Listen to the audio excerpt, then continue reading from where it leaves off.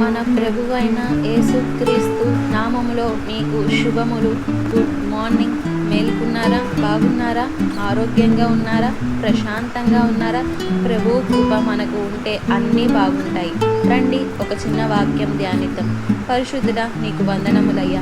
మేము క్షేమంగా ఉండాలని, మేము దీవించబడాలని, నీ బిడ్డలుగా మేము వర్ధిల్లాలని మా కొరకు ప్రాణమిచ్చిన యేసయ్య రక్తము చిందించి మమ్మల్ని కడుక్కున్న నా ప్రభువ, నీ బిడ్డలుగా, నీ సాక్షులుగా, రాయబారాలుగా ఈ లోకంలో నిన్ను మహిమపరచుటకు మా ఒక్కొక్కరికి సహాయము చేయండి అని అడుగుచున్నాము తండ్రి.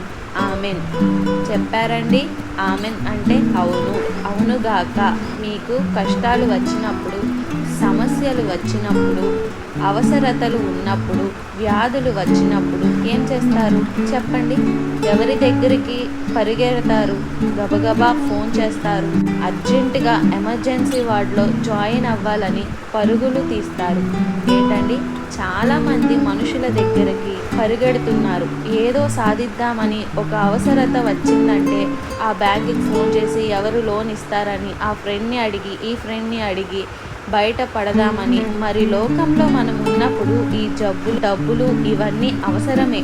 కానీ ఆ అవసరత వచ్చినప్పుడు మొట్టమొదటిగా ఏం చేయాలి? ఎవరి దగ్గరికి వెళ్ళాలి? ప్రభువు దగ్గరికి వెళ్ళడం నేర్చుకోండి. హాస్పిటల్కి వెళ్ళటం తప్పు లేదు.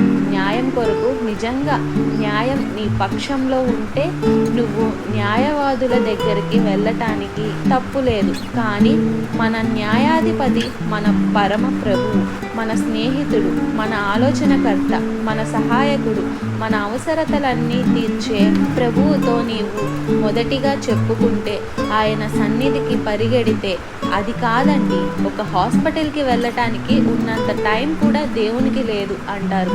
ఏంటి టైం లేదండి, అర్జెంట్ అయినా మనం ప్రార్థన మర్చిపోయాం అంటారే కానీ ఒక్క నిమిషం నువ్వు గదిలోకి వెళ్ళి మోకరిస్తే, నీ బాధను, వేదనను ప్రభువుకి చెప్పుకుంటే ఆయన వింటాడు అనే విశ్వాసం నీకు ఉంటే అద్భుతాలు నీ జీవితంలో చూస్తావు. ఎంతో సమయం మనం వృధా పరుస్తున్నాం. మనకు న్యాయం జరగాలని మనుషుల దగ్గరికి వెళ్ళడం బ్రతిమాలుకుంటున్నాం. మనుషులతో వాదిస్తున్నాం. మనుషులతో గొడవలు పెట్టుకుంటున్నాం. మనుషుల మీద ఆధారపడుతున్నాం. కానీ నిన్ను ప్రేమించి నీ కొరకు ప్రాణమిచ్చిన దేవుడు ఉన్నాడని, నీవు విశ్వాసిగా, రక్షింపబడిన వ్యక్తిగా, ఆయన కుమారుడిగా ఉన్నావని గుర్తిస్తే నీ పరమ తండ్రి నీ ప్రతి అవసరత తీరుస్తాడని విశ్వసిస్తే నువ్వు మోకరించి ప్రార్థిస్తావు. చూడండి, దేవుడు ఆటోమేటిక్గా దానంతటా అదే అన్నీ మనకి ఇచ్చాడండి. ఎందుకంటే ఆయన యందు విశ్వాసం ఉన్నవారిని, ఆయన అంగీకరించిన వారిని, ఆయన వద్దకు వచ్చు వారిని మాత్రమే ఆయన దీవిస్తాడు అన్నాడు. ఆయన కావాలనుకున్న వానికి దేవుడు, కానీ ఊర్లో వాళ్ళందరికీ దేవుడు కాదు. ఖచ్చితంగా యేసుక్రీస్తు అందరికీ ప్రభు. కానీ ఎందరూ ఆయన్ని అంగీకరిస్తారో వారు మాత్రమే ఆయన బిడ్డలు అవుతారు. ఎవరు ఆయన్ని ఆశ్రయిస్తారో వారికి మాత్రమే విడుదల దొరుకుతుంది. ఎవరు ఆయనను అడుగుతారో వారికి మాత్రమే ఇవ్వబడుతుంది. ఎవరు తడతారో వారికి తెరవబడుతుంది. ఎవరు వెతుకుతారో వారు కడుగగలుగుతారు. అడుగుడి, మీకు ఇవ్వబడును, మీకు దొరుకును అని ప్రభువు చెప్పాడు కదా. మిత్రుడిగా, మన ప్రాణనాథుడిగా మన ప్రభువు ఉన్నాడు అన్నది అంత గాఢంగా మనం ఆయన్ని ప్రేమించాలి, విశ్వసించాలి అన్నది మనం గుర్తిస్తే ధన్యులం అవుతాం. పొరపాటులు లేకుండా ఉండవు, లోపాలు లేకుండా ఉండవు, సమస్యలు రాకుండా ఉండవు. కానీ సమస్యలలో, పోరాటంలో ప్రభువుని ఆశ్రయిస్తే అద్భుత ఆశ్చర్య కార్యాలు చూస్తారు. అసలు చెప్పాలంటే బైబిల్లో దేవుడు చేసిన అద్భుతాలన్నీ ఊరికే మనుషులను చూపిస్తానికి చేయలేదండి. ఎక్కడ సమస్య ఉందో అక్కడ అద్భుతం జరుగుతుంది. ఎక్కడ కొరత ఉందో అక్కడ అద్భుతం జరిగింది. ఎక్కడ ప్రభువుకు కేక వేశారో అక్కడ జవాబులు దొరికాయి. మీ జీవితంలో నేర్చుకోండి, ఎవరి మీదనూ ఆధారపడవలసిన అవసరం లేదు. దేవుని మీద ఆధారపడటం నేర్చుకోండి. ఆయనే మన ఆధారము, మన బలము, మనకు నిధి, మనల్ని స్వస్థపరచువాడు, మనల్ని ఆదరించువాడు, మనకి ఆలోచన ఇచ్చువాడు, మనల్ని ప్రేమించువాడు నా యేసు ప్రభువుని నేను నమ్ముకున్న రోజు నుండి ఈ రోజు వరకు నా ఆపద్ బాంధవుడు ఆయనే, నా రక్షకుడు ఆయనే, నా ప్రభువు, నా దేవుడు, నా సర్వం. అందువల్లనే బ్రతుకగలుగుతున్నాను.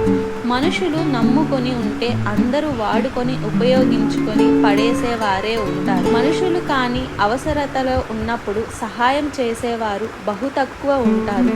ఎవరైనా ఉంటే వాళ్ళు క్రీస్తు ప్రేమను కలిగిన వారై ఉంటారు. ఈ రోజు నుంచి ఒక తీర్మానం చేసుకోండి.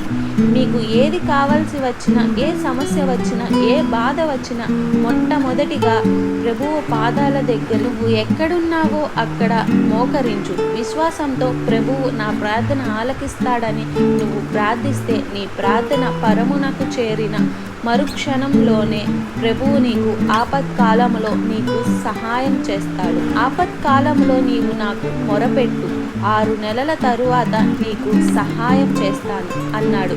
నేను నిన్ను విడిపించెదను, నేను నిన్ను మహిమపరిచెదను. ఇక ప్రమాదకరమైన సమయంలో ఉన్నప్పుడు ఒక కేక వేస్తే చాలు. నీ కేకే ప్రార్థనగా దేవుడు అంగీకరించి నీ హృదయాన్ని ఎరిగిన ప్రభువు, నీ కేక యొక్క అవసరత ఏంటో బాగా ఎరిగిన ప్రభువు నీకు జవాబు ఇస్తాడు, నిన్ను ఆదుకుంటాడు. దావీదు తన జీవితంలో అది నేర్చుకున్నాడు.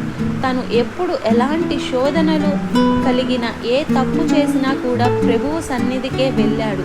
ఏ శిక్ష కోరుకోవాల్సి వచ్చినా అది ప్రభువు చేతనే చేతుల్లో పడితేనే చాలు అన్నాడు. ఒకసారి చూడండి, కీర్తన 40వ అధ్యాయము 1వ వచనం. ఆపత్కాలములో ఆయన నమ్ముకొనదగిన సహాయకుడు. ఆయన శ్రమ కాలములో, ఆపద కాలములో నమ్ముకొనదగిన సహాయకుడు.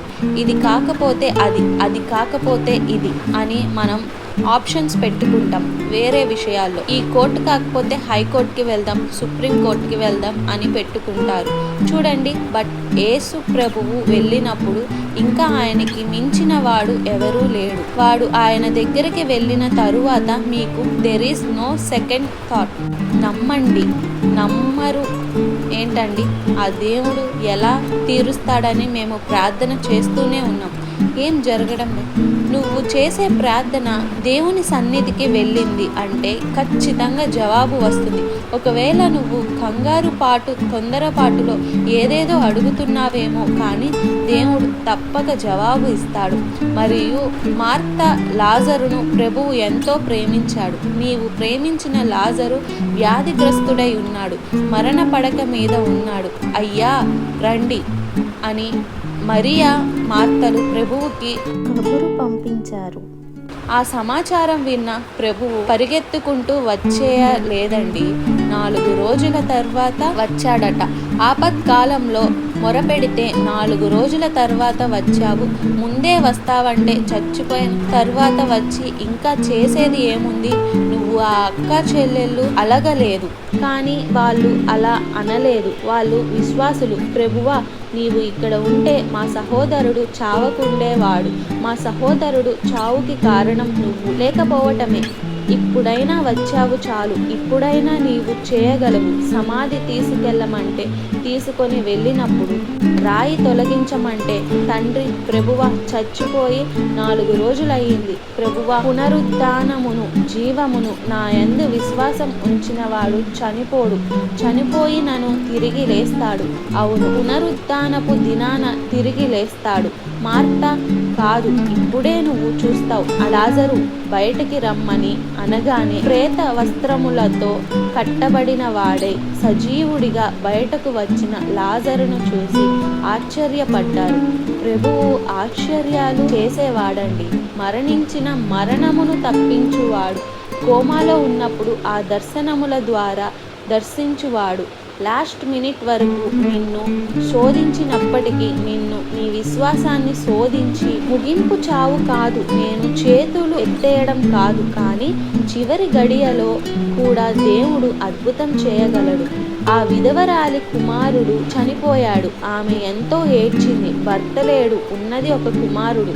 ఏడుస్తూనే ఉంది. ఇంకా ఎవరైనా నా బిడ్డను బ్రతికిస్తే బాగుండు, నా బిడ్డ బతికి బయటకు వస్తే బాగుండు. చూడండి, చనిపోయాను. అప్పుడు మనం ఎప్పుడు అనుకుంటాం, ఒకసారి బ్రతుకమ్మా, ఒకసారి మాట్లాడమ్మా, ఒకసారి లేచి కూర్చోనన్నా అని అడుగుతుంటాం. కానీ ఇది అది ఇంపాసిబుల్. పాడి కట్టేశారు, కొద్దిసేపట్లో సమాధిలోకి వెళ్ళిపోతున్నాడు అనుకున్న నిమిషంలో దేవుడు తన ప్రణాళికలో, తన సమయంలో ఊరి గవిని దగ్గరకు వచ్చినప్పటికీ ప్రభువు తన శిష్యులతో లోపలికి వస్తుంటే, ఈ సమాధి ఊరేగింపు బయటకు తీసుకొని వెళ్తుంటే ఆ విధవరాలి దుఃఖాన్ని చూసి ఆ పాడిని ముట్టినప్పుడు ఆ కుమారుడు లేచి కూర్చున్నాడు. వాడిని ప్రభువు ఆ విధవరాలికి అప్పగించి, ఏడవకు, ఇదిగో నీ కుమారుడు నీకు అప్పగించి ఉన్నాడు. నువ్వు ఏడిస్తే ఆనందించేవాడు కాదండి, నీ సన్నిధిలో కన్నీరు కారిస్తే వెంటనే నీకు జవాబు ఇస్తాడు. విశ్వాసంతో ప్రార్థించండి. దినదిన గండం ఎదిరించడానికి ఒకటే మనకి పరిహారం. అనుదినము ప్రభువు పాదముల యందు కనిపెట్టబడడం, ప్రభువుకు మన విన్నపములు తెలియజేయటం, ఆయన చేసిన అద్భుతాలను అనుభవించటం. ప్రార్థన. పరిశుద్ధుడా, ప్రేమ కలిగిన తండ్రి, నీకు వందనములయ్యా. ఎన్నోసార్లు మా జీవితాల్లో తండ్రి నీవు ఉన్నావన్న సంగతే మర్చిపోయి, నీవు ఇంత గొప్ప దేవుడు అని మేము ఎరుగక, అన్ని సంగతులు మాకు గుర్తులేక, చిన్న కష్టము ఆపద కలగగానే లోకరీతి అయిన సహాయాల కొరకు మనుషుల యొద్దకు పరిగెడుతున్నాము. కానీ సర్వాధికారం ఇవ్వబడిన ప్రభువు చేత సమస్తము సాధ్యమని నమ్మి నీ పాదాల యొద్ద మోకరించలేకపోతున్నామయ్యా. ఈరోజు ఎవరెవరు ఈ సమస్యల్లో ఉన్నారో, ఇదిగో ఇప్పుడే ఈ ప్రార్థనలో వారు నీ సన్నిధిలో మోకరిస్తూ ఉండగా, నా బాధ, నా వ్యాధి ఇది, నా వ్యాధి ఇది అని, నా సమస్య ఇది అని, నా చిక్కు ఇది అని చెప్పుకుంటూ మేము పశ్చాత్తాప పడుతుండగానే పరిశుద్ధాత్ముడు మా హృదయమును తెప్పరిల్ల చేయుటకు, పరలోకము నుండి మేము జవాబులు పొందిన దేవుడు మీ కార్యాలు చేశాడని సాక్ష్యం ఇచ్చుటకును సహాయము చేయమని యేసుక్రీస్తు నామములో అడుగుచున్నాము తండ్రి. ఆమెన్.